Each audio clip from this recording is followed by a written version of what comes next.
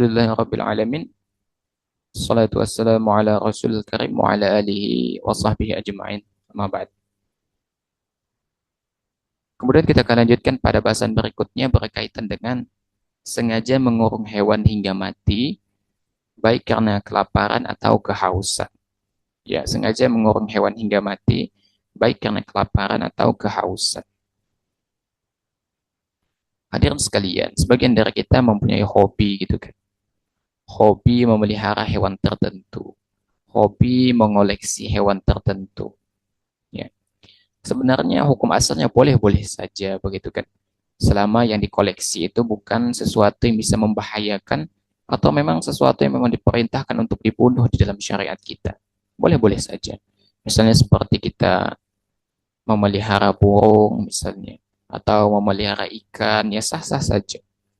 Ya. Dengan tanda kutip ya, mesti haknya itu harus dipenuhi. Makannya, minumnya, tempat tinggalnya yang terbaik dan lain sebagainya. Ya. Karena itu adalah konsekuensi kita harus menjaga apa yang kita pelihara. Namun ada suatu kondisi yang mesti kita camkan. Ya. Jangan sampai ketika kita memutuskan untuk memelihara sesuatu, lantas kita abai dengan apa yang menjadi tanggung jawab kita. Kita abai dari apa yang menjadi tanggung jawab kita. Karena ketika seseorang itu memutuskan untuk memelihara sesuatu, ya, maka pada hakikatnya kita sudah menambahkan beban di pundak kita. Menambahkan beban di pundak kita. Ya, beban membersihkan kotorannya, beban memberi makan minumnya, beban menyediakan tempat tinggalnya, kandangnya, kurungannya. Maka kita mesti perhatikan aspek-aspek itu. Jangan sampai justru ketika kita ingin memelihara hewan tertentu, memelihara binatang tertentu, kita abai dengan hak-haknya. Kita hanya memuaskan nafsu kita untuk memelihara hewan ini, memelihara hewan itu. Tapi kita tidak penuhi hak-haknya, maka nggak boleh. Kita zalim itu namanya. Itu zalim namanya. Oleh karena itu, kalau ingin memelihara sesuatu, lihat pada sisi kemampuan, lihat pada sisi kemanfaatan. Apakah itu mendatangkan manfaat bagi kita? Kemudian apakah kita mampu untuk memenuhi hak-haknya? Karena ini penting. Ya, karena itu makhluk hidup, makhluk Allah. Mereka perlu makan, perlu pasangan, perlu minum, perlu tempat tinggal.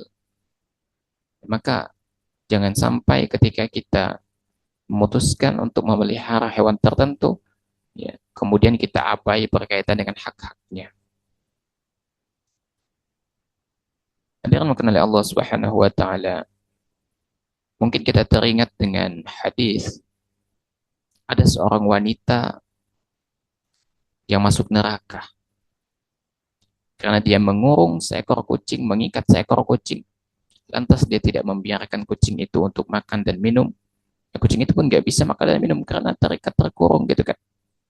Nggak bisa makan, nggak bisa minum. Akhirnya kucing itu mati. Apa yang terjadi? Lantas wanita itu masuk neraka karena kucing tersebut. Ya. Rasul Shallallahu Alaihi Wasallam bersabda, "Dakhalat imra'atun nara fi hirwatin rabatatha, walam tut'imha, walam tada'ha ta'kulu min khasyasil ardi, hatta matat." Kata Nabi Alaihi Wasallam, ada seorang wanita yang masuk neraka itu karena seekor kucing yang diikatnya. Dia tidak memberinya makan, juga tidak diberi minum. Ya, dan dia pun tidak membiarkan kucing itu makan hewan-hewan tanah yang berkeliaran. Hingga akhirnya kucing itu pun mati. Ini diriwayatkan oleh Al-Bukhari dan Muslim. Jadi itu bayangkan. Satu hewan yang kita siksa, lalu hewan itu mati. Itu bisa apa? Bisa membuat kita masuk ke dalam neraka gitu. Itu satu hewan. Lantas bagaimana misalnya kita memelihara hewan ini, memelihara hewan itu. Tidak kita perhatikan hak-haknya. Tidak kita kasih makan, tidak kita kasih minum. Maka Anda teringat ya, ayah Anda dulu bercerita pernah ada seseorang itu yang memelihara sapi gitu. Ternyata sapi itu makan pasir. Terus orang itu bilang, loh ternyata sapi itu mau makan pasir. Terus ayah anak bilang gitu kan, sapi itu makan pasir bukan karena dia suka makan pasir, karena nggak ada rumput yang dikasihkan. Tuh, jadi hal-hal yang sederhana seperti ini, orang anggapnya sederhana gitu loh. Namun di sisi Allah ini besar, karena ini menzolimi makhluknya Allah Subhanahu Wa Taala. Tuh bayangkan, sapi tuh yang nggak dikasih rumput, dikasih pakan, itu sampai makan pasir, antum bayangkan, sampai makan pasir karena saking kelaparan begitu. Mestinya kalau nggak mampu pelihara sapi, nggak usah pelihara sapi. Atau nggak mampu misalnya mau dikasih rumput atau apa, digembalakan gitu kan, dibuat punya sebidang tanah gitu, dikasih pagar sekeliling gitu kan, dilepaskan di situ, dilepaskan gitu, digembalakan. Atau nggak usah pelihara sama sekali. Oleh karena itu kadang-kala kita menganggap ini hal yang remeh gitu kan. Ya. Maka jangan pernah kita menyakiti makhluknya Allah Subhanahu wa taala. Jangan pernah gitu kan. Termasuk jika hewan itu membuat kita jengkel begitu kan. Karena ada yang kadang-kala kucing misalnya itu kan membuat kita jengkel. Iya jengkel, yang namanya binatang gitu kan. Maka kita bersikap sewajarnya, nggak perlu dipukul, nggak perlu disakiti. Bersikap sewajarnya, yang namanya juga binatang. Mestinya kita yang mawas diri, jangan nyimpan lauk misalnya sembarangan gitu kan. Ya kucing lewat, ya kucing, kan kucing itu nggak mungkin diem gitu ya. Bahkan ada kucing yang bisa buka tudung saji dan lain sebagainya. Yang bisa buka lemari begitu kan. Maka yang mesti disalahkan siapa? Bukan kucingnya, kita yang nyimpan sembarangan.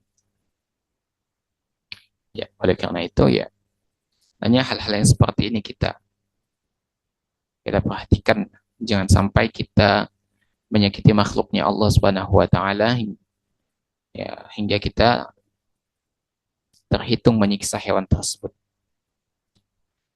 Makanya ketika kita menyembelih misalnya atau kita membunuh hewan yang memang diperintahkan untuk dibunuh, itu kita diperintahkan untuk membunuh gitu ya, bukan menyiksa. Membunuh dan menyiksa itu beda ya. Memang sama-sama mati klimaksnya, tapi eh, apa namanya, prosesnya beda. Kalau menyiksa kan seperti disayat-sayat dulu, dipukulin dulu. Kalau membunuh kan langsung mati tuh. Ya, kalau disiksa kan ada proses yang menyakitkan untuk menuju pada kematian itu. Maka meskipun kita menyembelih ya, atau membunuh hewan yang diperintahkan untuk dibunuh, itu dibunuh dengan cara terbaik. Jangan sampai jatuhnya menyiksa. Ya kalau dibunuh ya bunuh. Pastikan hewan itu langsung mati pada saat itu. Jangan jatuhnya menyiksa. Ya. Oleh karena itu kadang-kala tuh ada orang yang nangkap nyamuk, ya nyamuknya itu masih hidup. Itu kadang-kala nyamuk itu disiksa dulu gitu kan. Dipreteli dulu sayapnya, dipreteli dulu kaki-kakinya, dipreteli kemudian jarum jarum yang ada di mulutnya. Itu nggak boleh, jatuhnya menyiksa. Kalau mau dibunuh ya bunuh saja langsung. Nggak usah disiksa seperti itu, dipreteli dan lain sebagainya. Karena itu juga makhluk Allah Subhanahu wa taala. Maka bunuh-bunuh saja. Jangan sampai kita jatuhnya menzolimi gitu kan. Imam Nawawi rahimahullahu taala mengatakan berkaitan dengan hadis orang wanita yang masuk neraka karena seekor kucing itu. Hadis ini kata beliau menunjukkan bahwasanya diharamkannya kita membunuh kucing dan diharamkannya kita mengurungnya tanpa memberi makanan dan minum gitu. Ya. Adapun yang memasukkannya ke dalam neraka itu adalah karena perbuatan menyiksa itu. Ya. Zahir hadis ini menunjukkan bahwa perempuan yang menyiksa kucing itu beragama Islam. Meskipun demikian, ia masuk neraka itu karena menyiksa seekor kucing. Itu kata Imam Nawawi. Maka oleh karena itu, kalau hewan itu memang tidak diperintahkan untuk dibunuh dan tidak ada urgensinya kita membunuh hewan itu, maka jangan dibunuh. Maka jangan dibunuh gitu. Kecuali memang hewan yang bisa yang membahayakan, tapi itu pun bukan menyiksa, ya dibunuh langsung. Ya, ada kecoa misalnya geli gitu kan langsung dibunuh, pak, mati langsung kecoa itu. Jangan dimutilasi misalnya. Atau ada kelabang atau lipan misalnya gitu kan, langsung dibunuh, pak gitu. Nggak usah disiksa, nggak usah dimutilasi. Membunuh, maka bunuhlah dengan cara terbaik. Ya. Adarkan oleh Allah Subhanahu Wa Taala, ya maka kepada makhluk Allah Subhanahu Wa Taala, maka ini berkaitan dengan bagaimana kita memanajemen kasih sayang yang ada dalam diri kita, kemudian kita luapkan dengan cara-cara terbaik. Ya, maka hadis Nabi alaihi salatu wasallam, ya, bahwasanya apabila kita mencintai apa yang ada di bumi, kita menyayangi makhluk Allah Subhanahu wa taala, tidak mengganggunya, tidak menyakitinya, maka Allah akan menyayangi kita. Kata Nabi alaihi salatu wasallam, "Irhamu man fil ardi yarhamkum man fis sama." Barang siapa yang menyayangi di bumi, maka yang di langit akan menyayanginya. Ya. Barang siapa yang menyayangi yang ada di bumi, maka yang di langit akan menyayanginya. Maka meskipun hewan itu misalnya diperintahkan untuk dibunuh, membunuh dengan cara terbaik. Itu adalah bentuk kasih sayangnya, membunuh dengan cara terbaik. Adapun hewan yang nggak mengganggu kita dan kita tidak diperintahkan untuk membunuh itu, maka jangan diganggu. Jangan diganggu. Termasuk hewan yang halal untuk dikonsumsi, sembelihlah dengan cara terbaik. Ditajamkan pisaunya, hadapkan ke arah kiblat, menyebut nama Allah ketika menyembelihnya. Itu cara memuliakan hewan tersebut. Kemudian bukan untuk perkara yang diharamkan untuk sesajen, misalnya, itu nggak boleh. Oleh karena itu, ya hendaknya kita senantiasa memanajemen kasih sayang kita kepada sesama makhluk Allah Subhanahu wa taala, kepada manusia, terlebih juga kepada hewan gitu.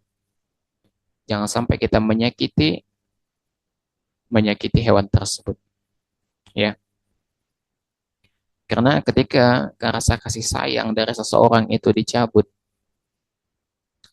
ketika kasih sayang itu dari seseorang dicabut, maka berarti kecelakaan bagi orang tersebut. Ya. Dalam hadis dalam riwayat disebutkan, la tunzau rahmah illa min syaqiyyi. Ya. Tidaklah dicabut rasa kasih sayang kecuali orang itu akan celaka. Maka kalau sudah dicabut rasa kasih sayang, itu akan celaka, kita akan celaka.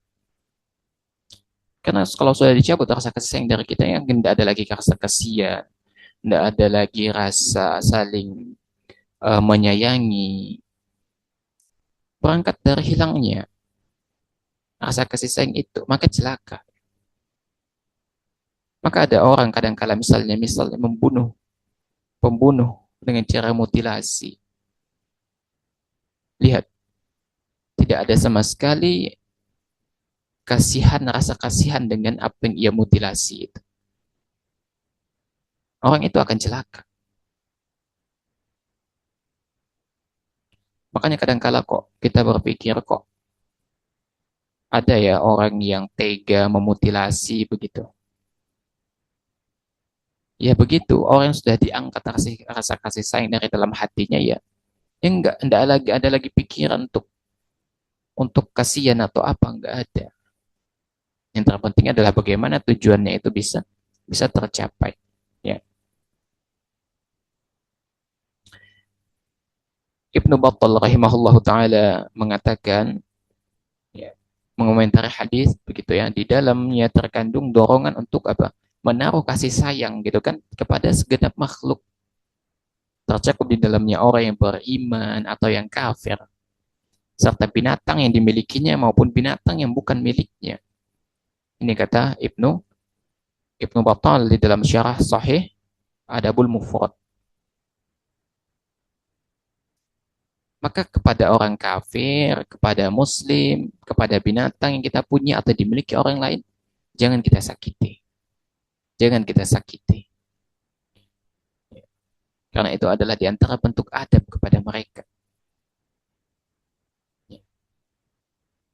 Dan tentu kepada orang kafir nanti ada turunannya gitu kan. Ada orang kafir yang boleh diperangi, ada yang haram diperangi. Tapi ini di luar konteks bahasan kita. Di luar konteks bahasan kita. Kan kita boleh menyerang orang kafir apabila orang kafir itu yang menyerang kita. Akan tetapi dalam kondisi aman, gencatan senjata dan lain-lain, kita tidak boleh melanggar perjanjian itu begitu. Ya. Oleh karena itu kepada binatang sekalipun kita tidak diperbolehkan untuk menyakitinya. Bagi yang kita punya ataupun yang dipunyai oleh orang lain, itu nggak boleh kita sakiti. Ada yang oleh Allah Subhanahu Wa Taala. Kemudian sebagian tabi'in mengatakan, ya barang siapa yang merasa dosanya itu banyak, hendaklah ia suka memberikan minum. Hendaklah ia suka memberikan minum gitu kan. Apabila dosa orang yang memberikan minum kepada seekor anjing yang bisa diampuni, yang bisa terampuni, ya, maka bagaimana menurut kalian mengenai orang yang memberikan minum kepada seorang beriman lagi bertauhid, sehingga hal itu membuatnya tetap bertahan hidup. Ya. Jadi mungkin kita teringat dengan kisah seorang pelacur ya, yang dia masuk surga karena memberi minum seekor anjing gitu kan, memberikan minum seekor anjing sehingga itu bisa membuat dia masuk ke dalam surganya Allah Subhanahu Wa Taala. Maka ini Allah merahmati dia karena kasih sayangnya kepada makhluk Allah Subhanahu Wa Taala. Oleh karena itu kepada binatang, kepada hewan yang kita tunggangi, hendaknya kita tidak menyakiti mereka. Ya, kita menjadikan hewan tertentu misalnya sebagai motor gitu kan. Apa maksudnya sebagai yang menggerakkan gerobak ya, yang membawa barang dagangan, membawa apa saja, membawa hasil pertanian, maka jangan sampai kita memberikan beban kepada hewan-hewan binatang tersebut dengan beban yang melebihi kapasitas mereka. Hendaknya disesuaikan dengan kapasitas mereka.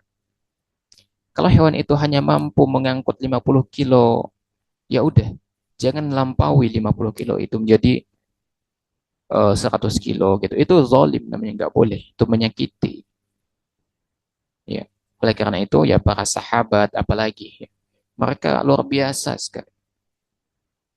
Kalau ada anak-anak kota Madinah itu yang memainkan burung-burung kecil, ya Masya Allah ya luar biasa, dibeli itu burung itu, dilepaskan kemudian agar tidak menjadi objek mainan anak-anak.